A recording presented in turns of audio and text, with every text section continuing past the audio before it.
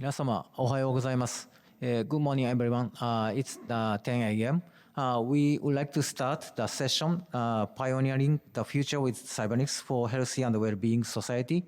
Now, so we are introduced Professor Sankai. Professor Sankai is the professor of the University of Tsukuba and also the director of the SIP program, the Japan Cabinet Office, and also the president and CEO of Cybernics, the CYBERDYNE Incorporation.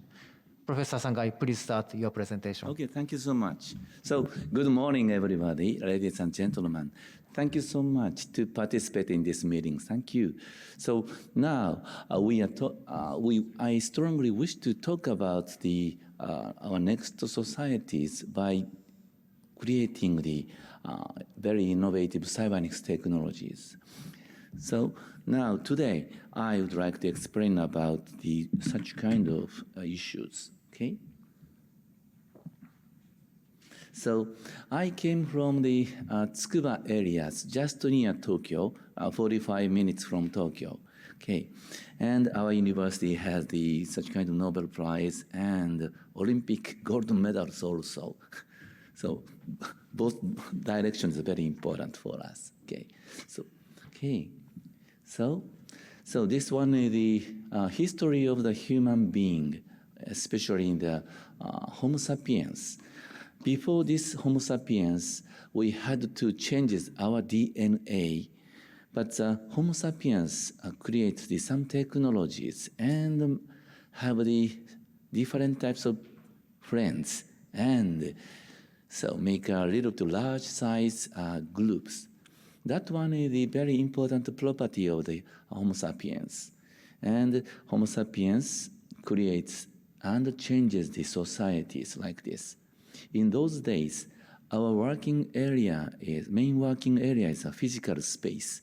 And now we could have the cyberspace and even the economical action also working here. And the next society is Cybernics societies. This one is the fusion of humans and cyber physical space. And fortunately, we have such kind of AI in the cyberspace. A part of our brain function now moves to the cyberspace also. And also, we will have such kind of robotic friends, and also some technology can be used for fusing such technology and humans together. Okay. And also, such kind of technological side is very important, but humans issue also is very important, and also regenerative medicine or drug field is also very important. By combining these technologies, we can create the next society, I think. And also, psychological and mental issue also very important now. Okay. Anyway, so now we are trying to develop such kind of Cybernics technologies to create the techno-peer support societies. That one is focusing on the well-being of the humans. And this part is, this one is the outline of the Cybernics. So this one is a fusion of humans and AI robots and AI informations. And humans issue is very important, and AI technology or robotics technology also very important. And ethics and business field is also very important. Okay. And Cybernics is a new challenge field following the robotic industry and IT industry. This is one of the core part of the fifth industrial revolution. And this one is historical transition of the industrial revolution.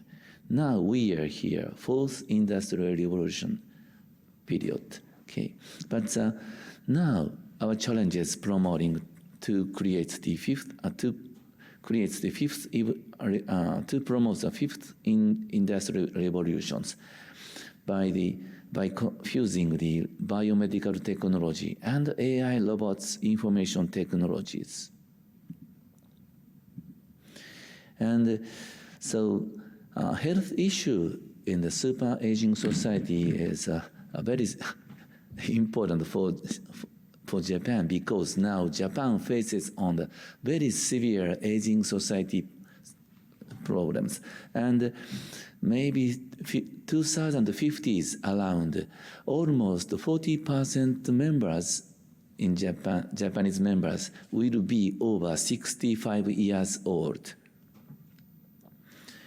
Okay. And so this one is one of the challenge scenarios to treat these areas, cerebrovascular disorders, heart disease, dementia, frail, and so on. And anyway, making full use of Cybernics, we are trying to create some of the solutions to treat these areas. And at that time, so early detection is also important, and daily monitoring also important, and treatment is also very important. Okay, so now I just mentioned about this core part, and by developing this, by creating such kind of technologies, this is the world first wearable cyborg HAL. And by using these technologies, we could create the Cybernics treatment method for the neuromuscular disease patient and so on, including the some of the persons who have the accident and finally broke the have the damages in the spinal cord or someplace. And this humans' information is very important. Then such kind of sensing technologies, our actions, our internal information such as brain nerve signals or physiological signals are also important. And sometimes we have to consider to combine the regenerative medicine field and this technological field together. Then I created the AI robotic cell culture systems. And also, in the world, every 30 seconds, a patient cut the leg because of the diabetic disease. Then I created the photoacoustic imaging method by using the only photos, safety photos, with no X-ray, no contrast media. So it's by using these technologies, medical doctors can check the patient's very narrow blood vessel situations just in front of the patient very easily. And vital sensors. Today, I also use this one. Every day, I check my body's situations. And cloud system also important to analyze the big data, humans' big data, and robotic technology also very important. Okay, and today I would like to some kind of technologies in these areas. Okay. Now, so by using these technologies, now we are focusing on two main pipelines. That one is the Cybernics medical and healthcare fields. Other one is life innovation fields. Life includes the daily lifestyle and also biotechnology also. Okay. So anyway, the important data are gathered and analyzed and AI processed. This one is one of the core part and platforms, human cyber physical space platform. And now I'm working in the university side to grow up the new next challenges. And also I'm working in the cabinet office side to promote the latest innovative technologies. And also I'm working in the social side through the CYBERDYNE with the economical company and so on. Okay. So I have to work in these areas because these front areas gather so many important issues. Then I have to work here. And the Japanese government selected me as a top researchers in Japan, and the government prepared a large fund only for 30 researchers for all divisions. space and biology and so on. And the robotic field is only one person. Okay. And next program is impact programs. This one is also I was program managers to promote these areas, and now very strong cross-ministerial strategic innovation promotion program now prepared by the Cabinet Office Japan, and I became a program director, okay, to send some commands and messages to these different ministries. And one of the important technology is to detect the human's informations. So our movements, our neurological information, physiological information for safety and health and well-being. And then I prepared such kind of technologies to detect the human's movements and neuromuscular informations and vital informations. And we gather these very important humans' big data and analyze these data, and AI processing prepared some messages to the users and so on. Only cameras, we can detect a very precise finger, even the finger actions. And also we have the sensing suit. By using this sensing suit, so we can analyze the real humans' actions and so on for the patients, for the workers, and so on, to prevent the very bad situations. So workers have some problems in their backbone and so on. And by wearing this suit, we can go into the cyberspace. And this one is only avatars, skeletal avatars. We can prepare another pretty one. Okay. This one is the membrane of the cell. Each cell has such kind of channels, ion channels, and this one is ion current. By detecting these signals, we can analyze the brain activities and heart activities and muscle activities. The signal is the same. So we always scale up our sensing technologies. So we prepare the dry type also and non-contact type also. And this one is one of the examples. Through this chart, we can measure the ECG signals. This one is non-contact type electrode. By using this non-contact type, we can measure the EEG signals from the brain through the hair. Okay, so we have some gap from the skin of the head. And this one is newly developed LED-based photoacoustic imaging technologies. By using the only LED photos, we can create such kind of three-dimensional, very narrow blood vessel structures without X-ray, no X-ray, and without contrast media, no contrast media. And I would like to use this one to prevent such kind of situation, or we would like to detect the early stages of the patient situations. This one is one of the examples. We can measure the very narrow blood vessel actions, okay?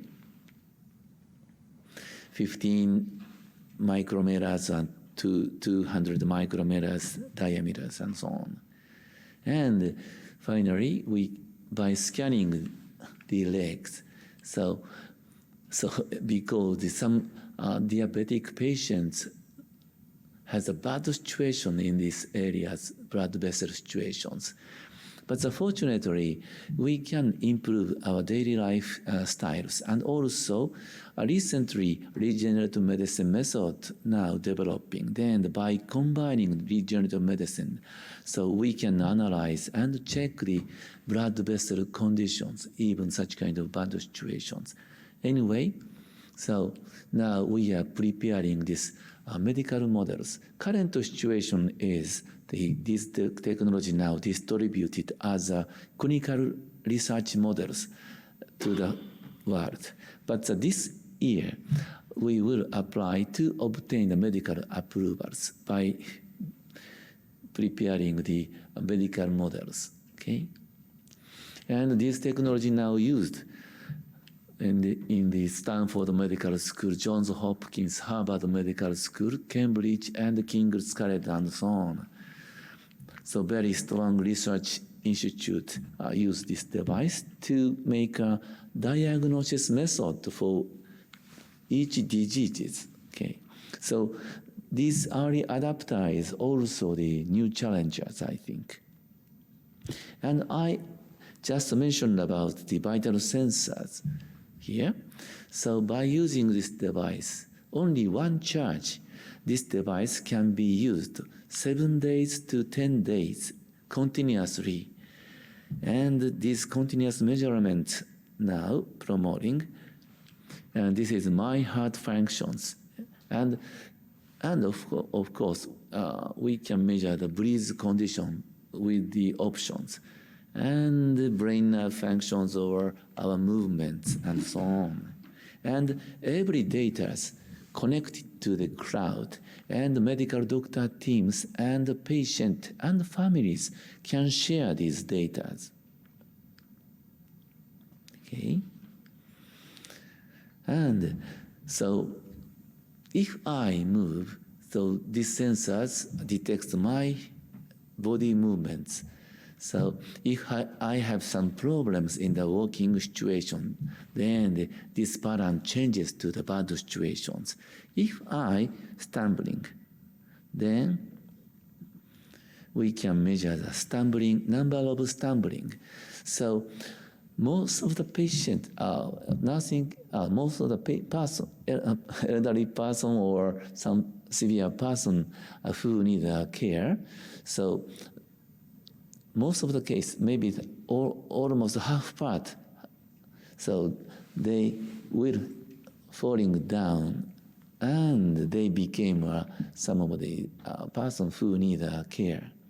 So I would like to detect these situations and improve their mobility functions to prevent the falling down. And okay, this one is the very severe situations. So atrial fibrillations. So in this case, in our heart, so okay, heartbeat is like this, but during this heartbeat, so another small vibrations occurred here.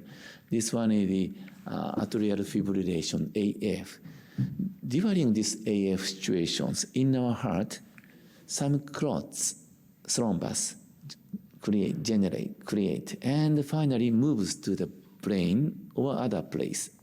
Then if this clots moves to the brain, so we will have the stroke, or some part has some damages. It's similar to dementia situation and so on. Anyway, I would like to use this device to prevent these very bad heart situations, and to prevent the stroke, and to prevent some of the brain damages. Okay. So I would like to explain. Historically, so we now check our body temperatures. In this case, so we use a very small temperature sensors. Everybody have it. And blood pressures can be detected even in the home. But historically, these data are detected in the hospitals or clinic. But now technology realized to send these technology to your home. And I wish to prepare such kind of home use versions. Then this technology now checked in the hospitals. But so in the future, everybody can check and share these data with the medical side and patient side. Okay. And this one, the world's first wearable cyborg for safety and health and well-being. So I tried to develop this technology in this period, 1980s. In those days, computer speed is too slow. Then I tried to create the artificial brains or artificial intelligence by using the artificial neuron models or some programs. Last year, a Nobel Prize in the physics and the chemistry areas. Both areas, Nobel Prize is AI areas. Okay. And anyway, some of the technologies already installed this device because the patient physical function or brain nerve function always changing gradually. Some of the step by. And anyway, so even these conditions, this system should adapt the situations. Then some of these simple adaptive systems already exist here. And also, in those days, basic principle development also very important. And clinical research and formation of the international standards, because I became an expert member of the ISO, and make some of the regulations in this area so in order to obtain the medical approvals, because in those days, there is no categories of these areas. And anyway, I finished so many processes, and fortunately, current situations, insurance already covered to this treatment method. Okay. So, and also I continue these challenges, and clinical studies and regulatory process and business processes together in order to bring this technology to the real medical side. So anyway, so even today, these challenges now continued. Medical side has a very complicated regulatory process and so on. Okay, so at that time, so we have to create the excellent partnership, international partnership, to work together for the futures, I think. Anyway, fortunately, we could find a very excellent partners. And this one is the principles, okay? So, if he wished to move, then his intention signals transmitted through the spinal cord, motor nerve to the muscle to the robot. But most of the patients lost the physical function. Then, even these conditions, once the small signals can be detected in the local side from the brain, then this system starts to work. And this system is attached on our body. Then, if the patient wishes to move, then this system starts to work. Simultaneously, internal sensory signals will be fed back to the brain in order to create the recovery cycles between the human side and robot side. So this one is a very important principle. And this technology now became a Cybernics treatment method. And I have to prepare such kind of principles. And in Japan, so the medical handbook, this principles now written, and some professional can recognize this one. Okay, as a brain generates intention signals, but this in these processes, if there are some problems occurred, then the signals will be weakened or abnormal. Even these conditions, small signals can be detected in the local side, then this system starts to work. Then this internal sensory signals such as muscle spindle and so on, receptors signals return to the brain in order to establish recovery cycles. Okay, this one is the principle. Anyway, so by using these technologies, so this one is the example for the incomplete spinal cord injury patient, beginning stages and final stages.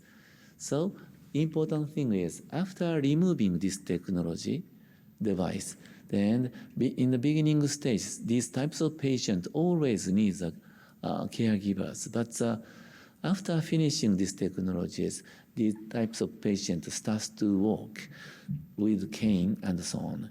Then in German side, they checked almost 1 year and a half. And finally, they started to use the public workers' insurance to this treatment method. Only one-time treatment. So government prepared 500 euro to the hospitals. And 60 times treatment is one package.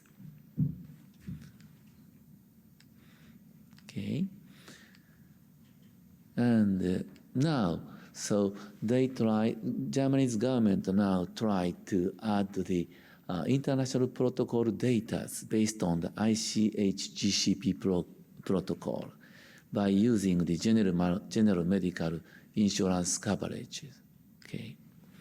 And brain condition all changes like this. And like this meaning that from bad situation to good situations.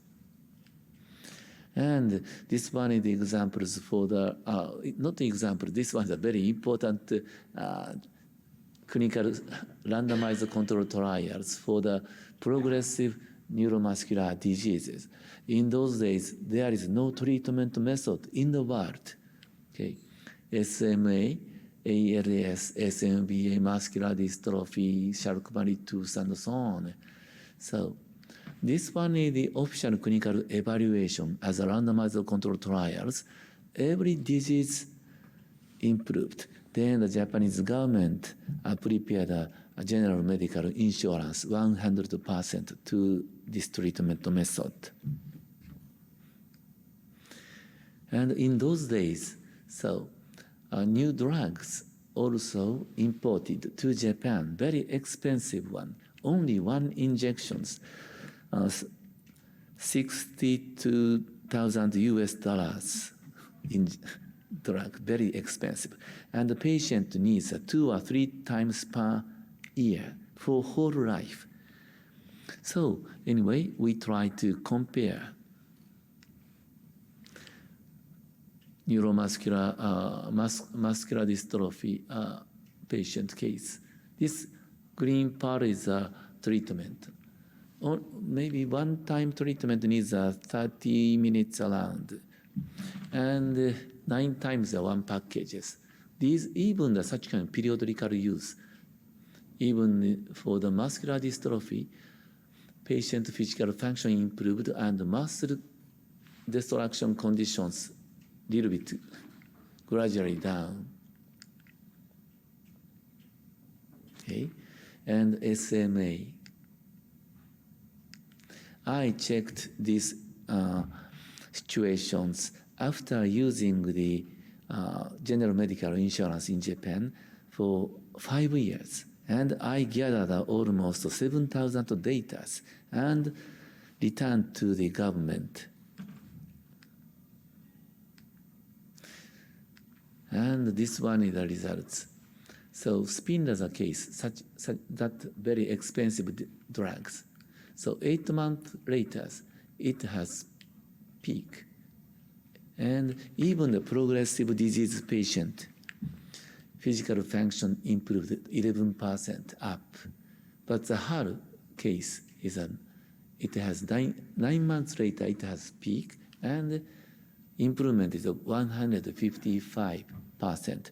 It's too much. Then I checked because based on the randomized control trials as official clinical evaluations, improvement is almost 50% around. But it's too much. But I was very surprised. In the real clinical fields, spin laser is already used. Then it might be a combined therapy with drug and HAR. This is one of the new challenge areas, I think, combined therapy areas. Okay? And next now, this year I will apply to promote the Parkinson's disease area also. This is one of the examples for the complete spinal cord injury patient. This boy had a car accident at 2 years old. And after that, he became a complete spinal cord injury patient from here. No feelings, no movements. Over 10 years or 12 years, I don't know exactly. But his mother and father found this technology and came to a satellite. There is no movement. But 3 hours later, sometimes he starts to extend and bend his leg according to his intention signals sometimes.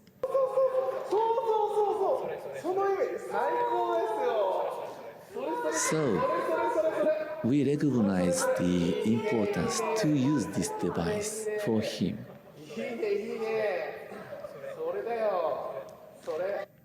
And his mental dramatically changed, and he strongly wished to skill up the wheelchair tennis, but the situation, his physical function is too bad, and there is no signals. Sometimes these small spiky signals appeared, but the medical doctor said it might be a biological noise. But the noise are not noise, only God knows. Then we tried to use this device. 2 hours later, small signals appeared, but no movements, no actions. We cannot feel. But our device recognizes it. And other important or interesting thing, okay. This period is same. It is only one neurons activated. This one is very interesting. And gradually this situation improved. And his upper hand function a little bit gradually improved. If he wished to move, this system react. He can feel. And his mother shout, "Wow, your upper hand function improved."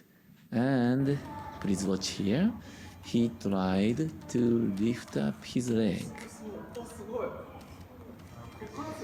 And this boy said, "Why?" So we quickly remove this device. Please watch here.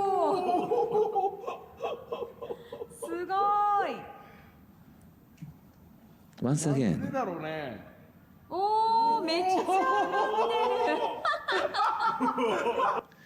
So now his face is now covered, but this boy's face changes to the very smiley face.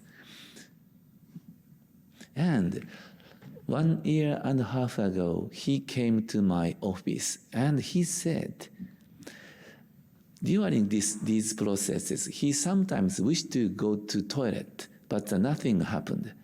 But 1 year and a half ago, he came to my office and he said to me, "Now I can control the excretion function in the toilet."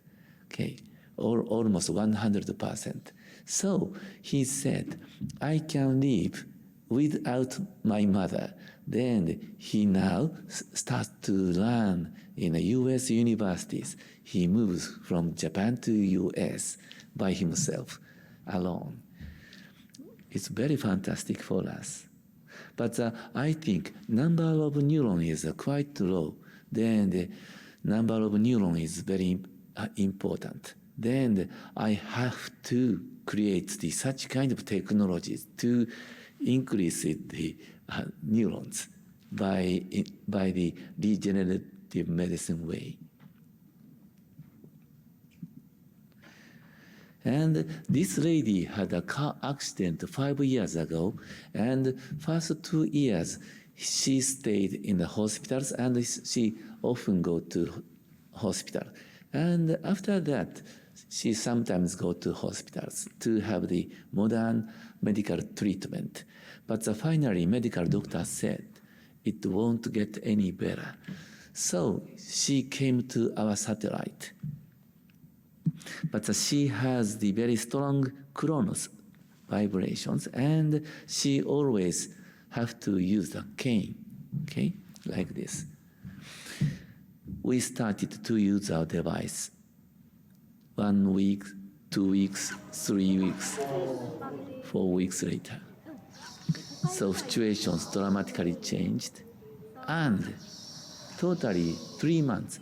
Just after 5 years, modern medical treatment, okay, only 3 months, she had a jogging and returned to her daily life. Now she never uses a device, completely returned to her daily life. So the workers sometimes have the backbone pain, or some a person have some accident. So we prepare the lumbar versions, and the principle is the same. Then it has such kind of functions use, and also it has some can be used for the treatment use and so on. Lumbar versions.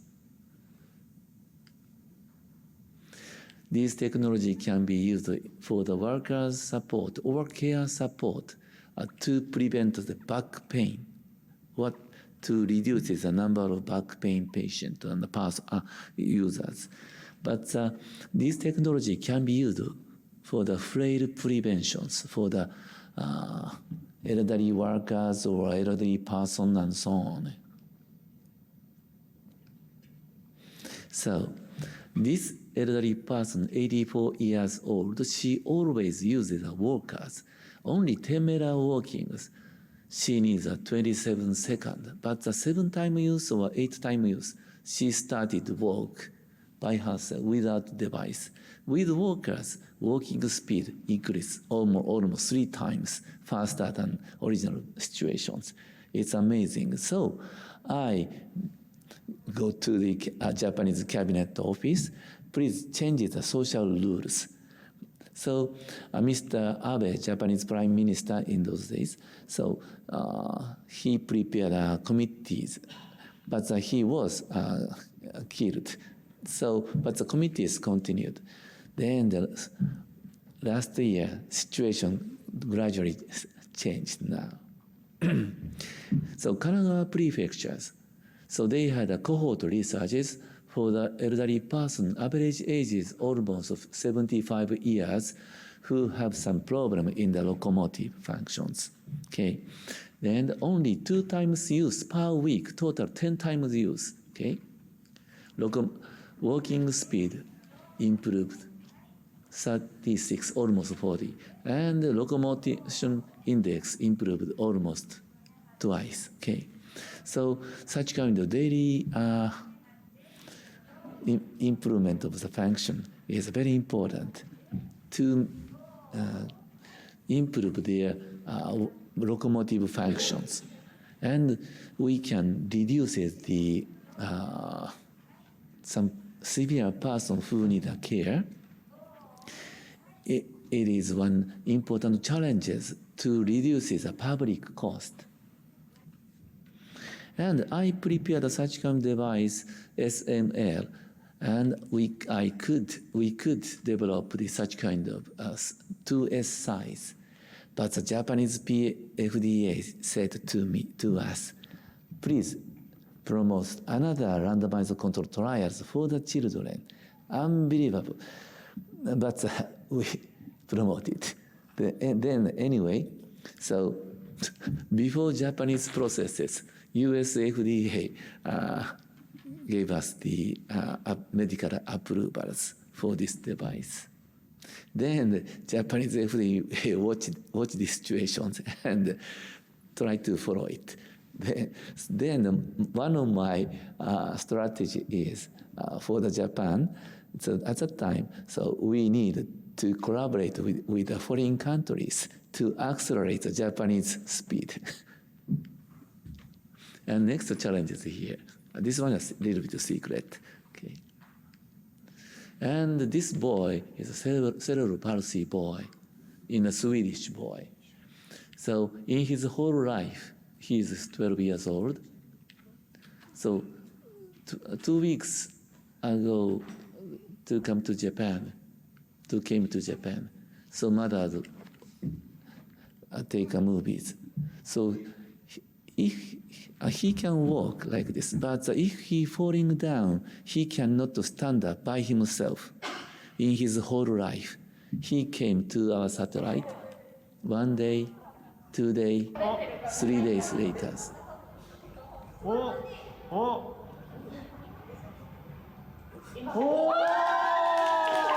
In his whole life, he can stand up by himself. So he can play and live by himself. If he falling down, he can stand up by himself. And the Parkinson's disease case. So Parkinson's disease case, these patients have some problem, these areas, or some place. But by using these lumbar versions, we prepare two types. Okay, this patient has such kind of problem, frozen gait. But by using this device, he can walk like this, and we try to use 2 times per day, only one day, okay, 2 times. Then the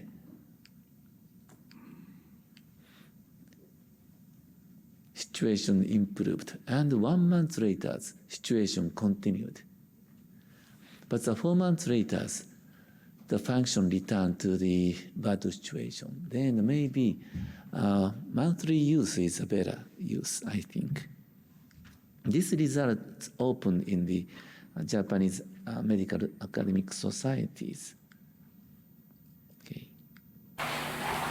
Of course, this technology can be used for the such labor fields to prevent the back pain. This one is the examples. In Japan, we have such kind of very strong snow, and people in those areas always remove the snow, but he gave up. But by using lumbar type HAL, so 5 times longer than the situations, okay?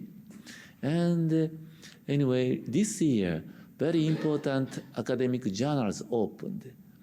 Only HAL device has such kind of physical improvement and neurological improvement, and also improve the promotes neuroplasticities. Then walking function improved, and also other function also improved. By checking the 555 articles, and they gathered, pick up the 27 journal papers and analyzed.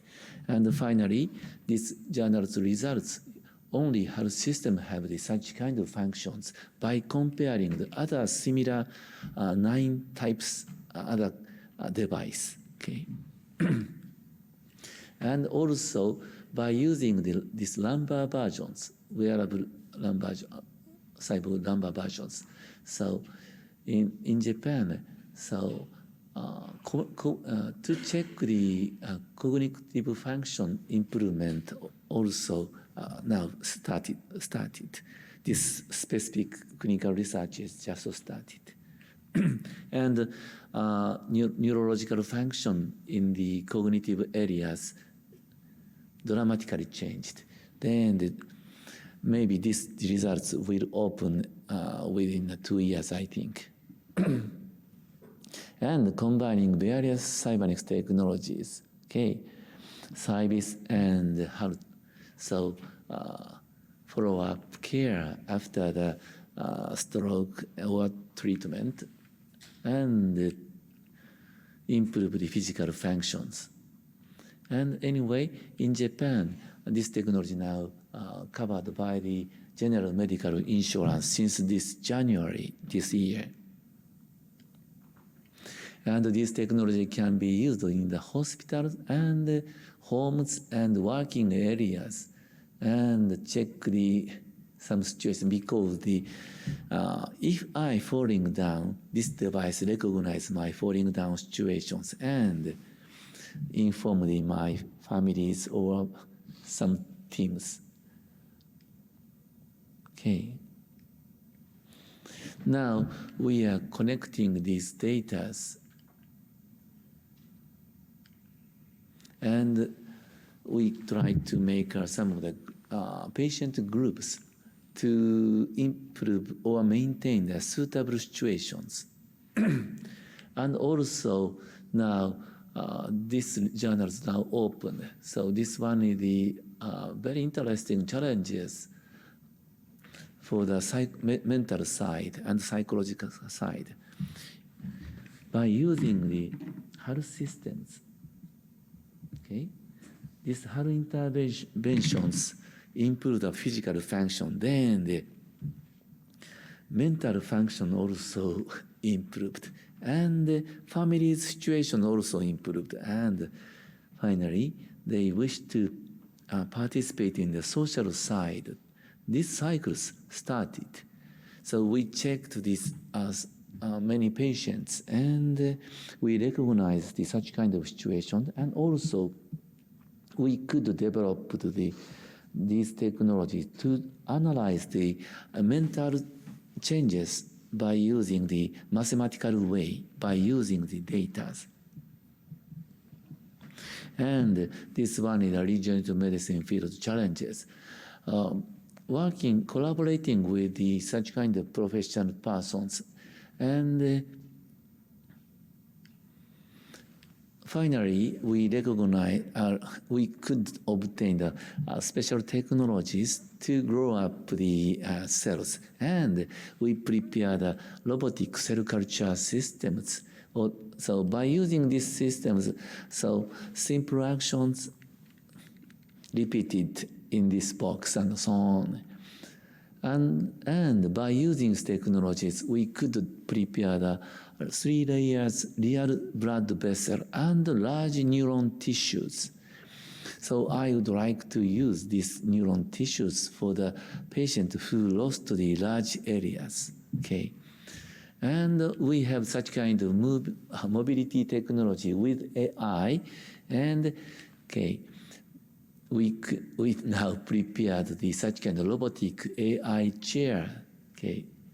And this one, Cybernic mobility, because this robotic chair can check the user's physiological functions. If the users have some problems in the heart and so on, then automatically these robots bring the patients to the nurse stations or some medical doctor's office and so on.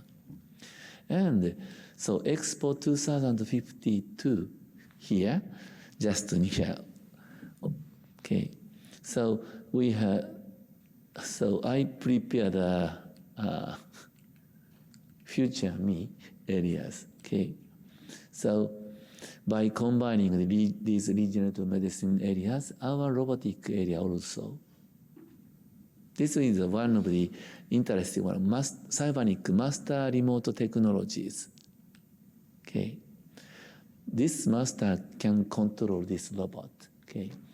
Okay, so most of the case, robot will support the humans, but in the biological fields, so contamination is a bad situation. Then we do not, so in this block areas, so we have to wear the white gowns, so not white, how do you say, white packaged gowns, okay, to protect the contaminations. But by using these technologies, humans do not go into the such kind of production areas, biological production areas. Of course, it has the automatic robotic technology together.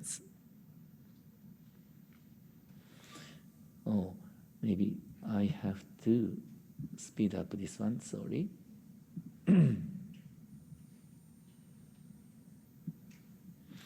Anyway, so users wear the glass. And this part is a robot watch, the robot's hand, okay? And it is similar to this person now installed to the robot. So, okay, now robot and humans became fused, okay?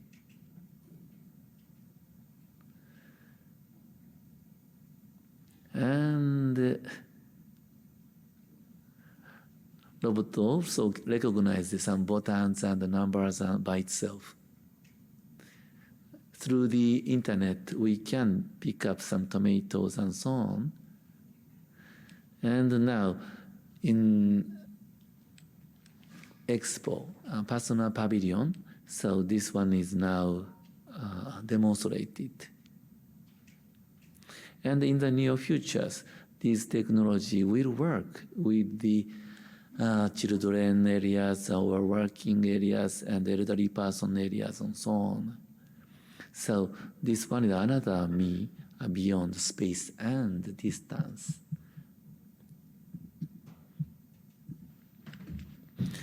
And this technology now demonstrated here, and this one newly prepared, very thin motor and gears. So, and this part is very flat. Then we can drive a car with this device. This one is a current version, little bit large version. And vital sensors here, and master remote systems, and acoustic X. This one is a photoacoustic imaging method, okay? And, oh, sorry.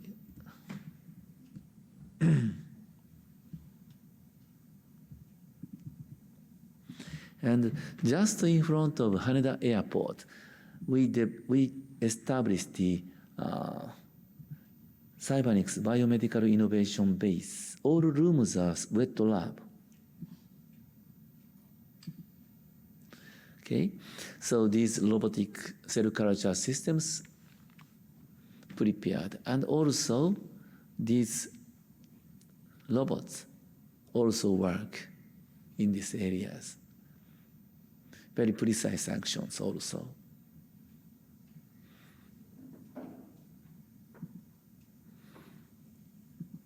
And international collaborations. G7 and G20 was held in Japan. All ministers in the science and technology and digital industry or some industries ministers visited CYBERDYNE. And sometimes we have these key persons introduce us to the very important another key persons. And this technology now can be now used in the over 20 countries. And fortunately, we had an excellent relationship with the German side and the Malaysia side.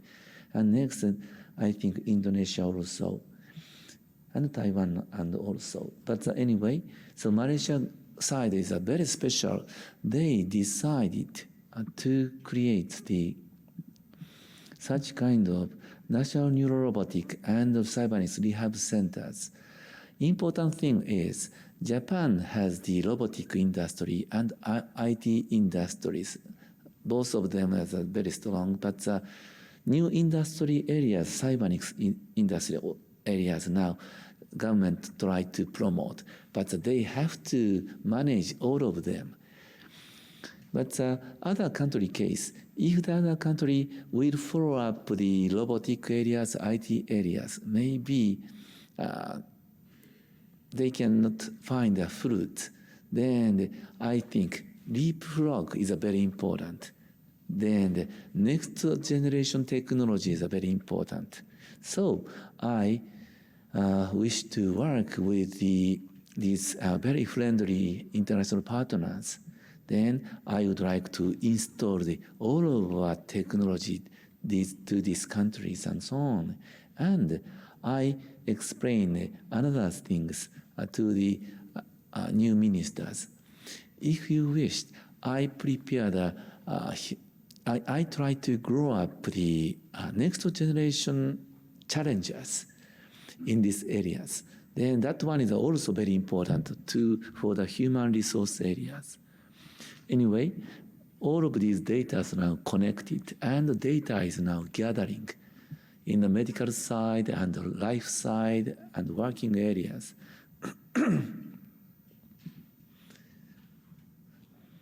So even the cyberspace now preparing. Thank you for your kind attention. Thank you.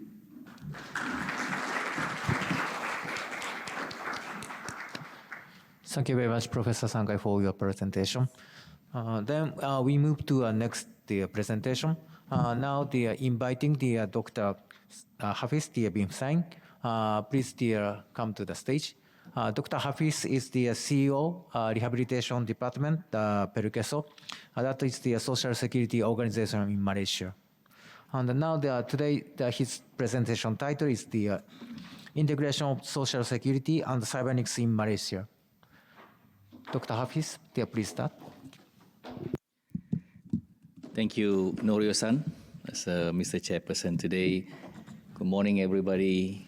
And thank you, Professor Sankai, for every time you always have a new thing to see. And I would delight to see about what are the things that we can collaborate together after this.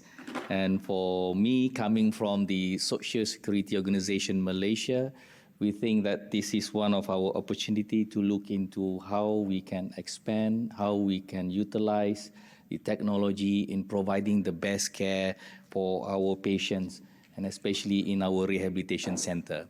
So let us start with a story, what is happening in Malaysia and still happening. And this is something very related to Professor's vision just now. So that's why we can work together very closely. So when you see a person who has an injury or chronic illnesses, definitely the spouse or the children will definitely get involved and also become handicapped. So a disabled family can affect the loved ones, and of course they can affect the community, they can affect the performance of the individual, and of course for us a minor issue becomes a national issue, because for us is the investment for Social Security is to have a person to go back into whatever they are doing before, to become a father, to become a good worker, and of course to have a gainful of employment, so that they become a person who can contribute to the community and finally to the country. So that's why this is a national issue, a society issue. So that's why when we look into it, how we can solve the issue. So that comes into the final thing, that the way forward is a neuro-robotics and Cybernics thing. So before that, of course, as I mentioned to you, is something like how we can proceed this. So for me, it's quite fortunate because since 1969, so our act mentioned something about physical rehabilitation, something about return to work. They already mentioned about how we have to do a systematic program for the patient who get injured. So these are the things that is stipulated in our law and how we can actually utilize this. And for us, one of the things that we are looking into having more than 10 years of our experience in our center. So there are three main pillars. Of course, the first thing is prevention. I mean, yesterday, Mr. Helmut is here. So we talk about prevention, vision zero. But however, there's still patients who are coming to our place because of accidents. But prevention is definitely number one. Early intervention is, of course, as what Professor mentioned about just now, how we need to monitor, get early intervention, and get them as early as possible to go back to whatever they are doing before. So how we do this? We include the neuro-robotics in our rehabilitation. But how to do that? It's something like we use the 5 concept over here. So we also have a concept of case management. So how the case management looks is that they can look into the biopsychosocial economic thing. So the biological means that if the patient has an injury, has a chronic illnesses like stroke, or having a chronic illness from complication from diabetes, it is what we call a biological situation.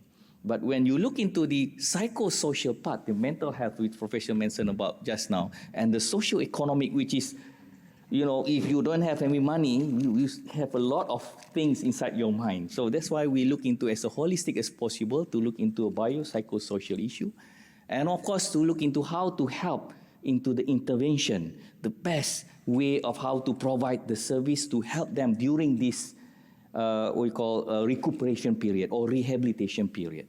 So we provide the physical and vocational, because remember, finally they have to gain, you know, employment employment socio-economically, they have to be independent, and of course to have a mental program also inside our program. So we have a proper program in the sense of with proper case management, and finally we have these assistive devices. Comes into the neuro-robotics, comes into the Cybernics technology, and not to forget, because we are coming from the multicultural country, we have to remember about the spiritual side and the cultural side. So I believe that when Professor Sankar visited our place, he had come up with a good idea, which is one of it is on the cultural side, is the peer support. Because when they are working together, they understand each other, they are supporting each other in the sense of they can actually explain, I was like you before, I could not walk, I was lying down, but now you can see me, this is how it's the result. So it gives a lot of a support in the sense of spiritual and cultural side of it. So why for SOCSO or for Social Security is that we would like to promote a better quality of life, and of course to look into to delaying the needs of care in the future. And when Professor mentioned just now is that it triggers me about we need to have a way of how to do to solve the issue in our community. So that's why neuro-robotic is one of the way, and we think that this is, of course, how we implement is the most important thing. So right now, as you can see that, in Social Security, I mean, most of the coverage are actually at the working age, at the productive age, all right? But not to forget that we also have the age whereby the adolescent age, the schooling age, the toddler, right? And then we also have the one that is after 60. I mean, in Malaysia, we still, the pension age is 60, but I think soon it could be more and more. And we are expecting to have an aging society by 2032. So that's why we have to be ready right now. And you can see that the whole range, which I think the concept of no one should be left behind. So we use the concept of womb to tomb, which is always been mentioned by my superior, which is Dr. Azman. He's also the president of the World Social Security Association. And he always mentioned about no one to left behind. So that's why we work together closely and we understand each other about both vision. First is the society solution. Second one is not to have anybody left behind. All right, so that's why when we look into all of these groups, they have their own, most of the issues, most of the disease coming from the age itself. So that's why we have to look into, just now Professor mentioned about this age, the elderly, the pediatric. So we have to have the whole range of solution. All right, so that comes into the challenge. But however, for us, we also cover the occupational disease. So one of the things is that trauma comes into the picture. So we also have to think about to capture them as early as possible. And of course, to look into the R&D and to look into the whole outcome. Because for the social security, for the investment part, they will definitely ask about what is the return, what is the outcome. Right? So that's why it is very important for us to look into that also. So this is for the last 13 years. So you can see that the numbers are always increasing. This is the number of temporary disablement. And, quarter of it maybe become permanent disabled. And then this is invalidity. Means invalidity is a group whereby for those who have a chronic illnesses, but not under the occupational disease. So 400,000 of them are actually applying for the chronic illnesses. So this is the non-communicable diseases are coming to have always increasing in our place. So this is the green one is the invalidity case. So you can see always a steady rise. So this is even May. You can see the numbers are already reaching half of it. So if you look into the statistic according to the diagnosis itself, you can see, maybe the same as other countries. So we have a lot of musculoskeletal issues, back pain. That's why thank you, Prof, for having this neuro-robotics with all these accessories to manage many of our back pain patients. And of course, you can see there's a new rising problem in our country. So the stroke are getting higher and higher. So because it's non-communicable diseases, we have good food, we have a lot of stress, right? So that's why there's a new way of how we have to think about the solution and how we have to look into the journey of having good partners to come with us and have the solution itself. So this one, we visited Bochum at the beginning. So that's how we come across into the CYBERDYNE, and then the GISHW mentioned to us in German and German social security. This is a good way of how to do the program. And then we had brought our minister to come and sign an agreement. And right now, I think the Ministry of Human Resources, like Prof mentioned, to say that we have to build at least 3 centers so that we can focus on having a solution for our workers who get injured or chronic illnesses. So these are the numbers of units which actually coming from our experience from 2018. So right now we have 181 units, Prof. So thank you. So this is one of the success story that we had in our centers, and how the robots are be able to give the benefit to the patients. All right. So every day I'm seeing this. It rejuvenates me. All right, to see that every day patients, give a thank to say that you changed my life. You give a second opportunity. So these are my daily life. So it gives me a lot of inspiration to say that we have to move on. So now we have one in Malacca, which is the center right now. And then we also have smaller satellites in Kuala Terengganu. So everything has their own concept in managing the rehab center itself. So right now we have 181 units list, but we have more than 3,000 patients already treated in our center. So these are the numbers that we have. We also supply to India. We have also in Indonesia and also in Oman, Middle East. And right now you can see that 3,453 patients who are treated, and about half of them has returned to work. So you can see that this is the way, as I mentioned to you just now, a solution to the society.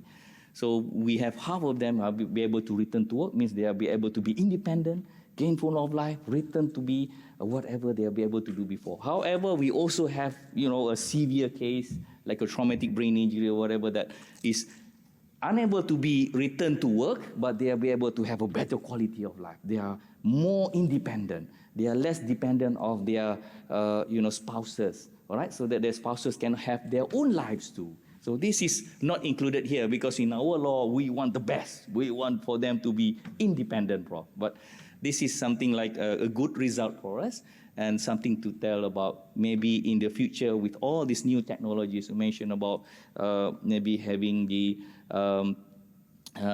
new technologies, new assistive device, maybe the result will be much better, Prof. Right? So this is number that musculoskeletal and also neuro, but you can see that stroke patient is getting higher and higher. All right? So the neurological cases is so important. That's why we say that the solution, we need something more so that we can help one of the debilitated cases or disease which involves the neurological part, right? So that's why neuro-robotic Cybernics comes into a very crucial place. So again, as I mentioned to you, you can see this is the numbers of the patients who get returned to work, but finally we say that it's almost half of them will be able to return to work, but I hope we can achieve more. So this is a concept whereby Prof mentioned just now about the engineering, but how we think as a clinician from the robot itself, you can actually look into the specific concept of having the specific job task and also the goal-oriented, but finally, in the ICF work frame, the most important is for them to be independent and to be able to go back and participate again in the society. Whatever that Prof mentioned just now, yeah, all this new technology, bioelectrical, yes, but it's also having a proper way of clinician things of how the neuronal pathway is be able to recover the patient itself. So this is one of our center. This is in Malacca. You can see that Malacca is about 1.5 hours from Kuala Lumpur. This is our new center. You can see the whole CYBERDYNE, dedicated for CYBERDYNE. And this is only about 7,000 square feet. Right? So we have 32 number of CYBERDYNE over here. And you can see the setup of the CYBERDYNE so that it can be like a peer group support. So everybody is supporting each other. And then they have a place whereby they can use a hoist if they're still not be able to walk properly. So these are the set of the lumbar, which we use a lot of things that is be able to use at a proper space, a wide space. And we also have a concept of the rehabilitation in the mall, right? So because this is something like we also help the support for the patient who wants to the spouse who wants to have a grocery, so they send the patient over here and then they can do their own chores or they do their groceries. And we also have in Terengganu, which is by the sea. All right, so as you can see over here, this is an old hotel that was haunted before, so we took it cheaply. So we say that, hey, we convert into a rehab center. So now, the center is very lively. All right, people come in and from over Terengganu, so we can be able to salvage and look into how we solve the issue in the society itself. So this is one of the example. Prof, you show a lot of example just now. So this is one of our example in our what you call center itself. You can see that this lady is having a problem of walking, and then you can see the baseline was 1.20 seconds, very slow, right? Slow and steady. But you can see after first session and until second session, third session, and 16th session, you can see that she's actually walking properly. All right, so similar as in Japan and also similar outcome in Malaysia. And of course, this is from the single joint. All right, you can see that we use the Frigomaya upper extremity function, and you can see the function is very much better. So this is very stiff, and now she can move on her own. And of course, the assessment is lesser a bit because of right now she's under treatment of the fingers. All right, so this is one of the most difficult part also to treat. But at least she can move her upper arm and she can do a lot of chores and a lot of things and tasks already. So this is after 16 session, so she can do a lot of improvement. This is a film director, 42-year-old young man who sustained this spinal cord injury at the T level and ASIA A. Means that no muscle power, as what mentioned by Professor just now. It means that the power is zero, totally unable to be moved. And you can see that also similar, we use a big ball here. All right, so everything is where inside the gym we try to use. So he can actually move his what you call a lower limb, but beforehand it's the same as what Professor mentioned just now. He's be able to do progressively. At the beginning, he's using the lumbar, get the core strengthened, and then use the single joint, and finally he can use the what you call lower limb or you call Hall exoskeletal, and finally he can actually move on his own. But now he's still under the treatment, right? So this is. He can progress very well, and I hope that he can be able to walk again, or at least he can be able to drive so that we also have a driving simulator and also to test the driving license for the patient. So this is in Ipoh, Prof. Just now you have a picture. So I have a latest picture here, right? So I can give you a view, all right? So this is the latest, dedicated neuro-robotics and cybernetics center as a national center in Ipoh. So Ipoh is a northern region. Malacca, which is 10 years ago we developed, is in southern region. So this one is to cater the northern region. All right, so you can see that, yes, it is very nice, dedicated, built in a very dense area. So we have 11 blocks altogether, and one block is dedicated for neuro-robotic and cybernetics. We also have other programs like vocational program. We also have advanced return to work program. We have the spiritual program, which every week all the multi-faith coming from all the association comes to our center and give a lot of services to our place. And these are the drop zone, all right? So we have a nucleus over here, the concept of nucleus, whereby in the nucleus we have a case manager who do the first assessment and the doctors who do the assessment whether the patient is fit or not fit to go to the rehabilitation program. And they have a lot of nearby blocks, all right? To provide all the services to our patients. So this is in Terengganu. So this is by the sea. So the land is being given by our Sultan. So the Sultan is happy of providing the land, and we are going to develop the rehab center, the new one in Terengganu. So this is how it looks like. So we are having a 70-acre piece of land beside the sea, and we are going to use a lot of a program over here which is customized to the local flavor. We use a lot of things like the vocational, local, customized local program, and we also have the neuro-robotics program over here. Recovery and reintegration into the broader world. Nestled along the captivating coastlines of Terengganu, the brand new Pekeso Rehab Center some of you may not be able to understand or may not know Terengganu. So Terengganu is at the east coast. So right now we have the southern, we have the northern region, and we have the east coast. Right? So we are covering all these patients who are coming from all over of our states. Vocational and advanced return to work. All right, so thank you. I have my 20 minutes up already. So it's something like, again, we have the same vision. That's why we can work together, and we're using new technology to solve the problems in our society. And for social security is actually to cover for those who are vulnerable group and to look into from the womb to tomb, and no one should be left behind. Thank you so much.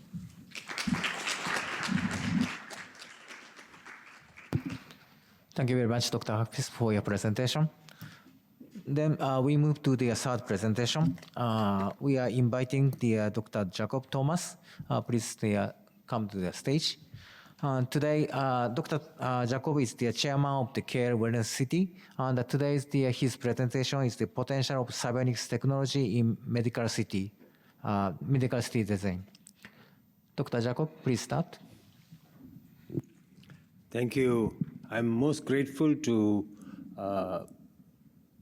CYBERDYNE and also to Pekeso and for going ahead of me and preparing the ground for my talk. They have given the technology, the inventor, the genius behind it, the provider for it in Pekeso, Dr. Hafiz and his team, and makes it easy for me. I'm just a provider of these services in a new facility which is in Kuala Lumpur, which is just being built. So I'll be very fast. I've got lots of slides, but I'll just show you some concepts of how we are going to make use of this to provide care. But first of all, let me just talk about just medical tourism in Malaysia, about Care Wellness City, the international hospital, work and work-life balance, Malaysia's aging population, and then healthcare technology and key management. Now, first of all, medical tourism in Malaysia, this was in the news recently. We have become the highest or the most important aspect is that Malaysia is providing quality care, cost savings, efficiency, cultural appeal. So we have become the one of the top destinations, and the top treatment sought after is not just health screening and fertility and oncology, but also all the other ranges of treatment which are sought after. Now, the volume of travel, we have statistics from the year 2011 for ease of understanding. It was about 600,000, and then it's gone up to more than 1 million. And the revenue also has increased from 520 million right up to 2.25 billion. This is in Malaysian ringgit. So this is how we have increased and improved. I just also want to say the countries which come to us are from the various regions, Australia, Indonesia, Japan, the Philippines, just the region, plus also from the US. And for these various reasons, because of the quality of care, because of the cost, and because of the accessibility, which is quite easy. Now, the KL International Hospital, people are wanting something like this because we are looking at providing care which is holistic, which is strategic digital branding and marketing.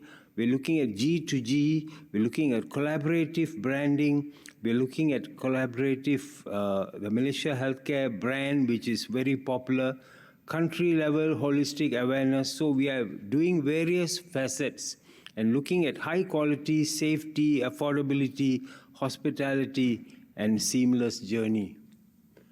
Now, this is what I was trying to say. Malaysia tops medical tourism ranking, and this is something which was recognized recently, just in a few months back, and we were found to have exceeded many of our neighboring countries and even countries which are a little further away. Now, the Global Wellness Institute, or GWI, has ranked various countries about how the residential and commercial institutional properties are being made use of, shows that from 2019 to 2022, the global market for wellness industry has increased. And this is how it has increased in the various countries in the region. Again, I will go very fast. The global wellness industry, they look at wellness, real estate industry opportunities, look at smart cities and mobility, smart homes and healthcare. So the hospital I work in, KL Wellness City, or the International Hospital, looks at smart cities and mobility and these aspects for providing the healthcare. Now, again, about KL Wellness City, this is an area which is being developed and being built. It's an area which is about 26.5 acres of land. And the vision of the developers were to create an integrated medical wellness and lifestyle ecosystem.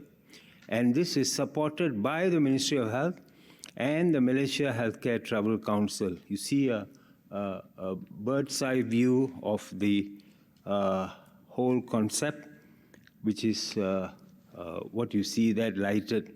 And when I first joined it about a year ago, I was thinking, is this a reality? Will it really come up? But in front of my eyes, I can see it already coming up. I'll show you some pictures. Now, I told you it's 26.5 acres township. That's why we call it a city. The main part of it is the hospital. We have a luxury and wellness residences and medical suites. We have an aging population. We have facilities for rehab, retirement living, fitness, and nutritional hubs. You know, we are a hospital, but we make use of the technology devised by Professor Sankai and also the support from Pekeso through Dr. Hafiz and Dr. Azman, and we are able to provide that within our facility. We'll also have retail, F&B, and green spaces in our 1.3 acres of Central Park. Now, in addition to having a city, we also have what is called a Noble Healthcare Park, which are medical suites for doctors and for businesses who want to come and practice within that area. So that is the Noble Healthcare Park. And adjacent to it, connected by a link bridge, a double-story link bridge, is the KL International Hospitals. Initially, it will be 624 beds, which is scalable to 1,000 beds. Now, the concept for well-being in the international hospital is the design philosophy. We don't want it to look like a hospital. It wants to be a healing environment incorporating nature, light, and tranquility. It's powered by AI, Internet of Things, robotics, and efficiency. The hospital, I told you, initially will have 624 beds, 72 ICU beds, 88 high dependency unit, and 25 operation theaters. It has centers of excellence with, I won't go into the details for that.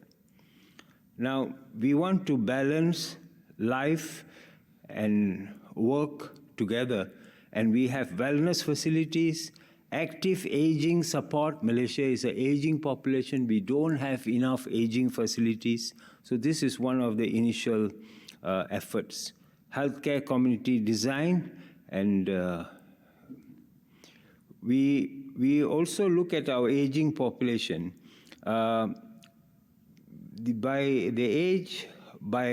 2030, we will be an aged country. We are aging country now. We'll be aged by 2030, and that will be a time when we will have a great demand for facilities where seniors can go and live.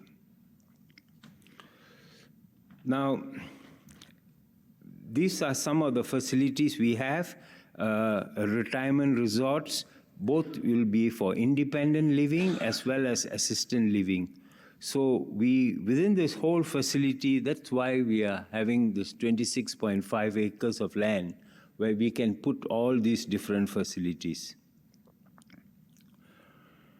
Now, it will have, these are some of the descriptions: ramps, wide corridors, wide doors, opening for lifts, stretcher beds, and tactile. These are all the details which has been taken care of.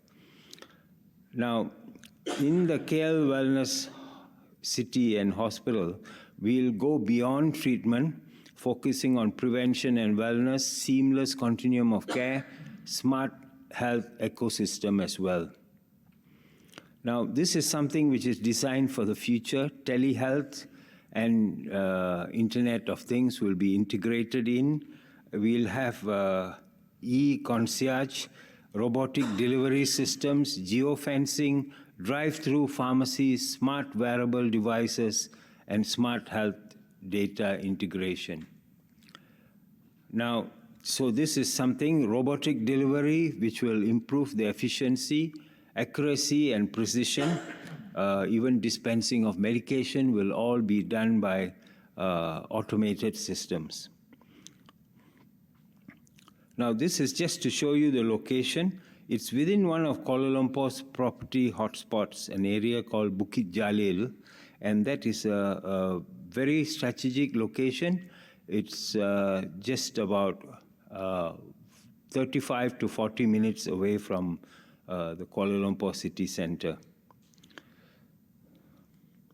Now, this is just a current view of the hospital. This was when it was being cleared, and then the different view on the other side, the south view.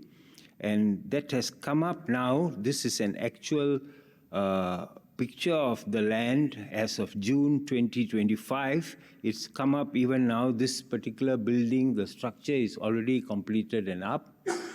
And as far as the hospital goes, this is a view of the hospital, International Tertiary Hospital. It is, structure is about almost 70% complete now.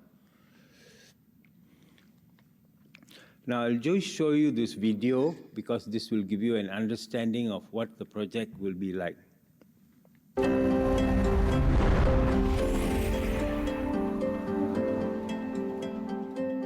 Imagine a city dedicated to healthcare and wellness, where healthy living as we know it is reborn in a new light. This is KL Wellness City.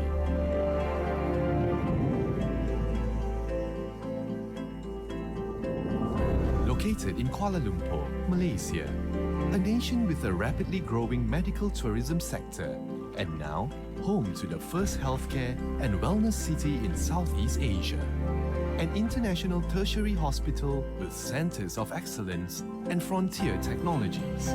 It's where a network of diverse wellness specialists converge and collaborate as a wellness community, enhanced by information technology and data analytics. Flanked by luxurious wellness suites and service apartments. With direct access to a 24-hour concierge for nursing and medical services, making it an ideal place to be a home, away from home. For both those who seek the calm and those with an active lifestyle. MSC Status Business Suites that will further enhance and elevate your businesses.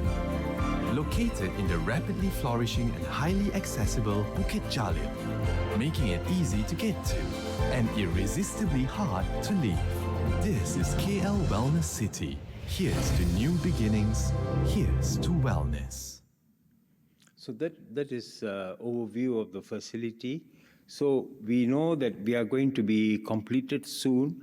You see those high-rise buildings along the side. Some of them are 30 to 40 stories high, all housing seniors living, all accessible to the whole area by wheelchair.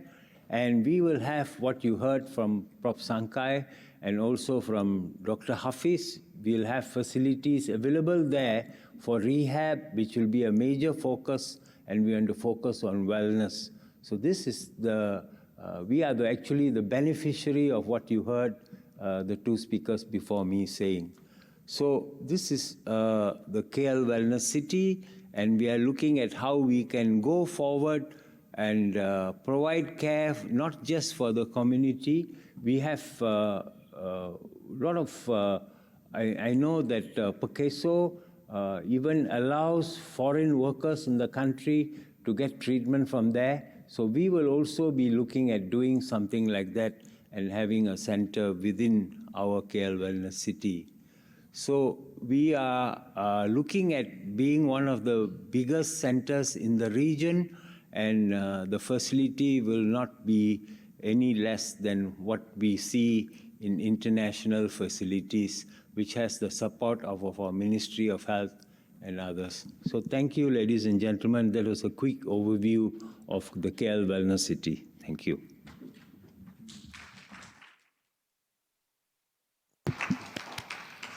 Thank you very much, Dr. Jacob, for your presentation. Now the move to the last program of this session. Last program is the panel discussion. And the panel discussion topic today is the creating a well-being society in Asia with Cybernics, new model of collaboration in public system and medical cities. Professor Sankai and Dr. Hafiz, Dr. Jacob, please come back to our stage.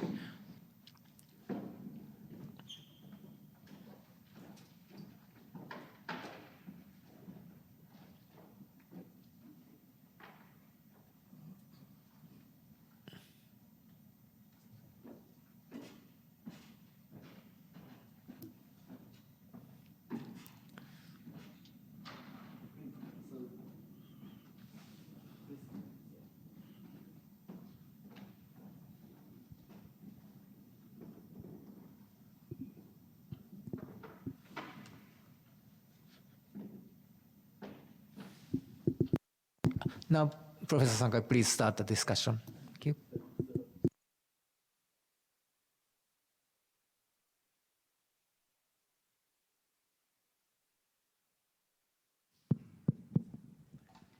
Okay. Yeah. So anyway, thank you so much. So doctors, so you gave us a very exciting information for us. And anyway, through this talk, we can imagine the real futures, I think, by using these technologies and by using such kind of circumstances or social challenge scenarios and so on. Then today, I would like to I would like to know more. Then anyway, so Dr. Hafid, so you just mentioned about some of the peer support. Then also, I think so. Technologies are only technologies. How to use or manage these technologies is very important at that time. So peer support is one of the management for the humans or something. So please talk about these issues more, because one of my challenges techno peer support, humans and human, and humans and technologies support together, as I think. Then, so I would like to know, yes. Thank you, Professor Sankai. So this is very important in what we are doing, because peer support is one of the words that we try to describe. But however, when we look into the society's need, the individual's need, the family's need, is beyond illustration. So that's why when we have our experience in managing human, so AI, neuro-robotics, technologies are the facilitators. But we still have to have a human factor. We still have to have a person who can understand the needs of the individual. So I can give a simple example of, let's say that if the individual thinks that, okay, if for me, I need to drive, all right? But some of the therapists, some of the doctors may say, hey, you cannot drive. But for individual, driving is the utmost important thing for him. All right, so maybe for the other patient, it's not important. All right, so that's why the human factor, the understanding of the needs, understanding of the complexity of the human needs and the minds is so crucial. And part of it is the peer support, whereby peer support is one of it. We have also to have a facilitator. And one of it is that, those days, when we first started our center, we have a very young team, on average of, including me myself, all right, even though not that young, but so we have an average age of 24 years old team, right? So very young. And then at that time, the patients were telling, these are the young team that need to treat me. Is it true, right? So that's why we use a concept of the idea of changing the therapists or the doctor's name into teachers, facilitators, right? So that breaks the barrier and give more, interaction and engagement. But the other thing is technology, and also the, whatever things that we are introducing is something like makes the patient more engaged with the program, because it is so objective. They can see the improvement, right? They can see that it is so, constructed to see that every day they want to see more improvement. Objectively. It's not something like, okay, I can do 8 times and, all right, that's it. So this is not something like the usual way of how we introducing the technology together with the team. Right? This is from our experience itself. Yeah. So, but again, maybe we have other things. Yeah. And by the way, so in Malaysia, is there some peer support lessons in the high school period or junior high school? I don't know exactly. Do you have such kind of peer support education systems? No? Okay, in a school period, we have what we call a program of counselors. So they have a counselors to manage, usually, the teenagers, the problems with the family, with the peers, the social media issue, right? But in the rehabilitation part, if they get injured, whatever, it is covered by the government. All right, so when they go into the hospital, it is covered by the government. And then when they go into the employment, and then it's covered under the social security. So that is a support that we are having right now. Great. Very fantastic. Thank you so much. Thank you. So, Dr. Jacob, so you now explain about very beautiful and future visions. But at first, that one is the only vision. But now, this system now constructing now. So, I really wish to visit there after establishing these areas. So, please teach me and tell us why you can promote these large projects. That one is the really social project, I think. Then at that time, so now you drive these new great challenges, and somebody's other person also supports you. Then everything is now starts to work, I think.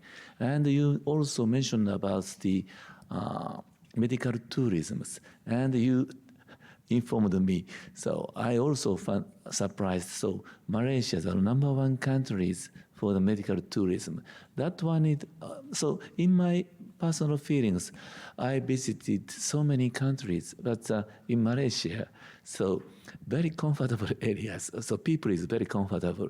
Then, so that one has some relationship. I don't know exactly. Please tell me why such kind of challenges now promoting, and also, so Malaysia now became a #1 countries for the medical tourism.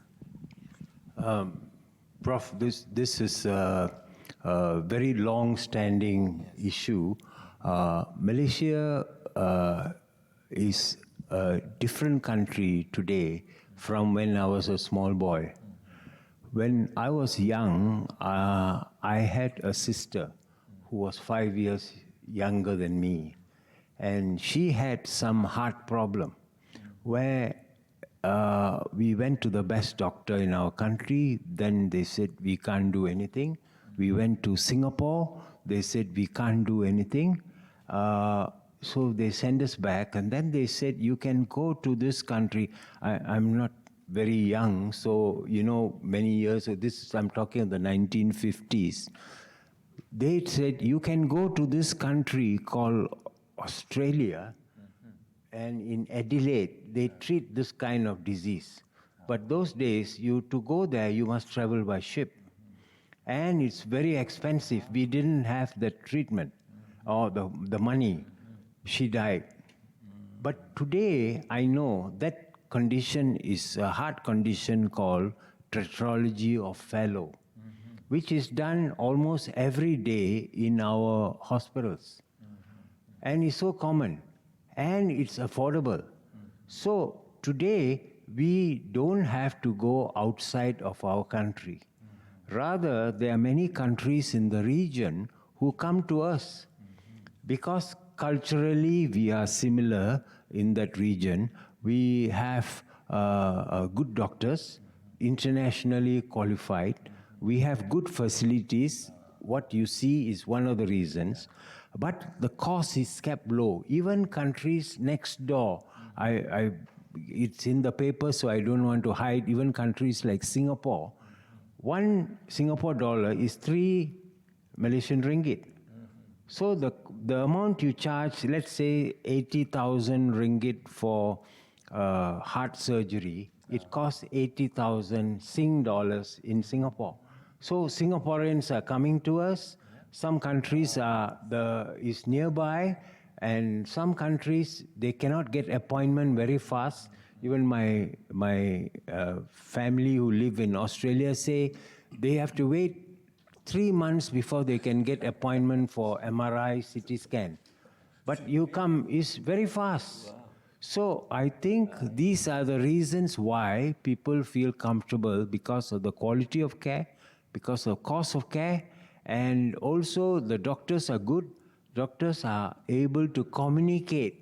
These are reasons why they decide to come to the country. Okay, I understand. Yeah. Oh, okay. I remember one of my students go to Canada, and so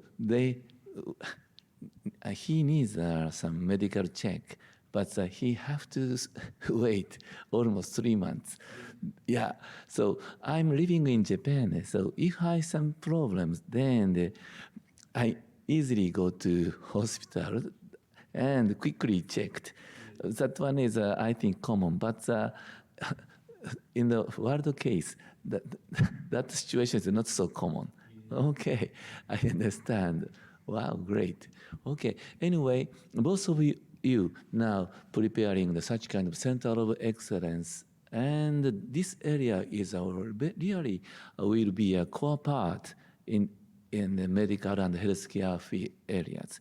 And maybe I think, of course, you think you can connect the through this core part to the individual homes or working areas and so on in the daily life areas also, because the this part is also limited areas, I think.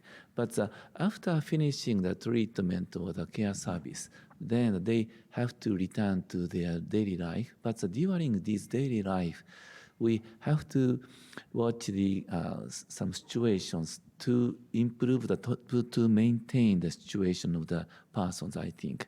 So do you have some plans? So I think this is very in line with our program, and in our what you call the whole rehabilitation program is managed by an individual. We appoint one case managers to manage one what you call patient. So they need to manage the patient once they are registered to be able to go into the program until they have been discharged, or after the discharge they need to maintain the monitoring up until 2 years. Yeah, usually the most crucial part is between that 6 months, right? So usually within that 6 months, a lot of things happen. It could be like dysfunctional, it could be like peers, what you call pressure.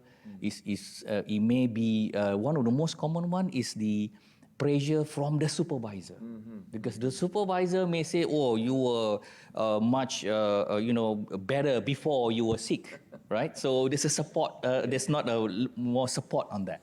All right. So these are the things that the case manager is also looking into monitoring of what after the program, so that they'll be able to be understand about looking into the job demand, looking into the job tasks, looking into the mental health, and also looking into the needs inside their family, whether they have enough money to manage into their daily lives. All right. So these are all very holistic approach that we do. All right. So very, very crucial, Prof. After the program itself, right? Thank you. Prof, I just want to comment, this is so relevant. I must say that hospitals are dangerous places. We want to keep people out of hospitals. So we want to make healthcare information available via teleconsultation, telemedicine, and by preventive care, so that they can stay at home. Now, your question about what happens if you come to a hospital. Next step would be, we want to treat you and send you home as soon as possible. That also, with modern technology, we can. In our country, if a lady delivers a baby this morning, by evening you're home. We don't want you to stay in the hospital. Neither you nor your baby. Yeah, but if you have heart surgery, maximum is 1 week in the hospital. Then you go home. So what happens after that? We are not left, you go, it's okay. You are still our responsibility. You can call us. We send home care nursing teams to your house. We send nurses, we send doctors. And if you have any query, you can call up their lines, you can call and immediately get an answer. This is where what you should do, or you come back, or we send a team there and we support you at home. So that is our philosophy. So when we have all these gadgets, these new innovations, we want to make it useful, sometimes useful for people at home. They can borrow this equipment and have exercises. We can send the physiotherapists home, or you exercise at home. So there are various methods we are looking to keep the patient away or out of the hospital. Wow. Sorry, yes. Prof, just to continue Dr. Jacob's words. I mean, this is so very crucial because for social security, why we want to partner with all these technologies is that one of the biggest issue that we don't want to happen to our patient is institutionalization them. So we don't want them to be institutionalized. It means dependent on our institution. So we want them to be independent. All right. So that's the goal of the whole the technology, for them to go outside, to go to the society, to face the real world. All right, and to be independent as possible. And the thing is why CYBERDYNE is very much in line with the social security concept is because that the CYBERDYNE does not allow for the patient to wear the robot while actually after the program.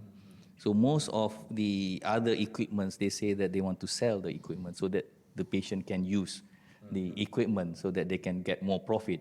But for the CYBERDYNE, they say no, they have to be independent. They have to walk again. All right, so this is be in line because for Social Security, we cannot buy all these expensive things for each and every individual, right? So the idea is for them to be independent and to be in the society again.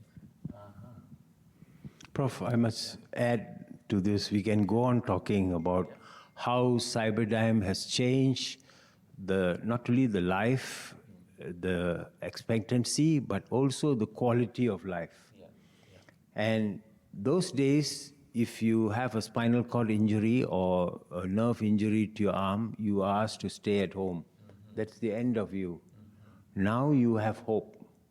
CYBERDYNE and even the efforts of Pakeso have given hope to not just the workers, but also to individuals to be able to continue to be a productive member of society because of these initiatives. So that's why everybody looks up, and what Dr. Hafiz showed, the centers we have in Malaysia and the centers you have in Sukuba, which I was fortunate to visit, and looking at malls, making available the different devices, gives the perception that people don't have to think this is the end of my working career or end of my productive years because I've got this injury. You have hope after injury. So this is what is amazing with what you have done, Prof. Wow, great. Anyway, so both of you now mentioned about the medical side and the non-medical side. So should connect seamlessly. Then at that time, through these core areas, so Center of Excellence, both of you, and through this CEO Center of Excellence, so now we are now trying to connect such kind of medical side and working areas or normal life areas together seamlessly. And today you mentioned about one of the important part is prevention. Then prevention to reduce the number of patients and to promote the post-hospital period, okay, after treatment and so on. And at that time, so Malaysia has such kind of medical tourism, and these even such kind of foreign countries person return to their countries. Then the area is a little bit different, far away. Then even these conditions, maybe some technology can be used to connect through the cloud systems and data connections. Then, so through these technologies, these patients, the person can connect seamlessly. Okay, right? Yes. Okay, great. Then, okay, if you have, okay, today I explain about some technologies and to promote these challenges. So what kind of another technologies should be prepared? If you wish to something, then please inform me. Then we try to create then to your facilities and so on. Do you have some technologies? Something? I think one of the main thing right now is that we would like to incorporate more on the AI inside the technology itself, so that it can be very specific for the program or for the task that we want to do. The second part is that most of the equipment, most of our patients always rely on non-invasive. They love non-invasive, right? Sometimes when we say that, oh, we have, like stem cells, they say, wow, that is invasive, right? So these are the things that they say that, oh, is there any other options, right? So AI, non-invasive, and also something like they want it to be very portable, very light. That's what Cyvis is, right? So something like they want it to their peers or their friends or family members to know that they are wearing this. Something like it's seamless. They go and blend into the society seamlessly. Right. So I hope. I mean, I can see that the motto is getting slimmer and slimmer and thinner already. Okay, just like a handphone. That's good. That's good. All right. Not only driving, bro, but it's actually an image. Okay. All right. I understand. Thank you, Wow. bro. Thank you so much. Thank you. Prof, recently I had a fortune to visit China for healthcare exhibition. And in China, it's not just Chinese companies, but also Motorola, Siemens, everybody is there working together. And I was fortunate to see, those days a pacemaker used to be about 1 square inch size, and the battery lasts for about maximum 10 years, maybe less. Now they have, it's so tiny, and the battery also lasts for 15, 20 years. So it's very, very good. So things are advancing. And for us in our hospital, of course, someone in your industry, you are already thinking of innovations in technology. But for us, we rely on the companies like CYBERDYNE to bring the technology to us. You are better thinking. But even with MRI, CT scan, if you look at MRI, and that is already AI assisted. For the X-ray specialist reading and writing the report, it already cancels out, don't look, this is all okay, or they say, please look at this again, this area. So they prompt you to pay attention to something which is suspicious, which a human being cannot detect. So AI is already incorporated into all these gadgets, so that the human being is able to detect which you normally cannot see. And you can also see, and another thing which has become very useful is CT simulation, which is so wonderful for my eye. If I'm to do a surgery for someone, all I have to do is do a CT scan or an MRI, and then on the screen I can do the surgery, and then I see, hey, this patient has got an abnormal artery in the middle, so I must be careful.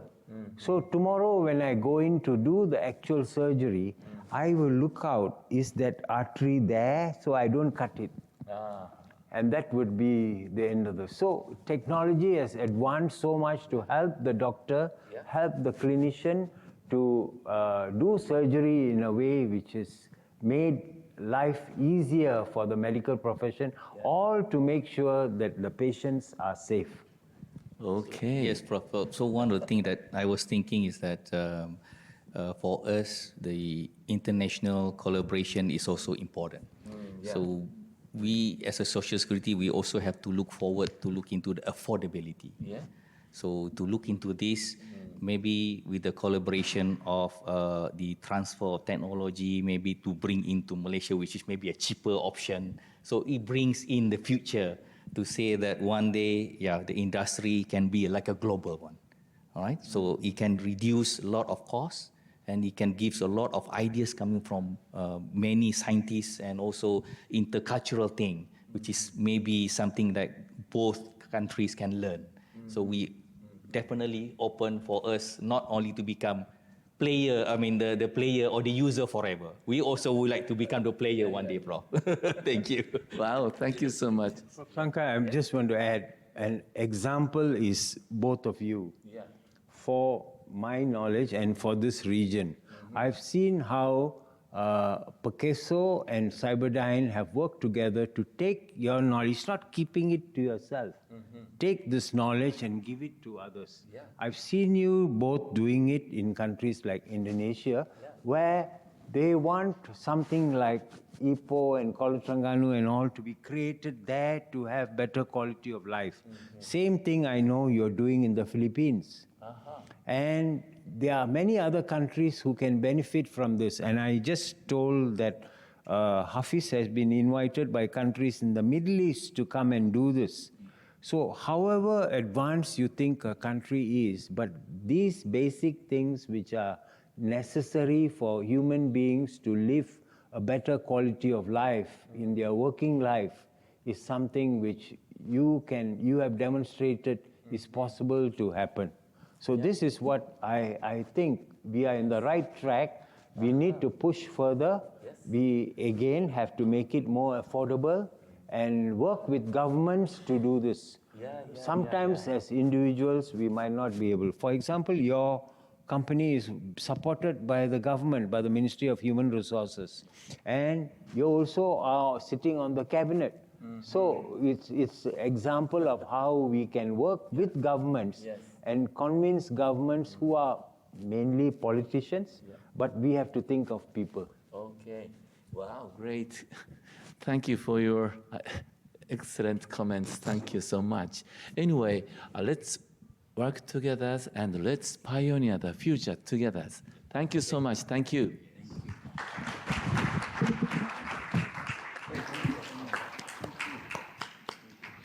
Thank you very much, Professor Sankai, Dr. Hafiz, and Dr. Jacob, for your great discussion. Now we completed all program, and we are closing this session. Thank you very much for your attending. Thank you very much.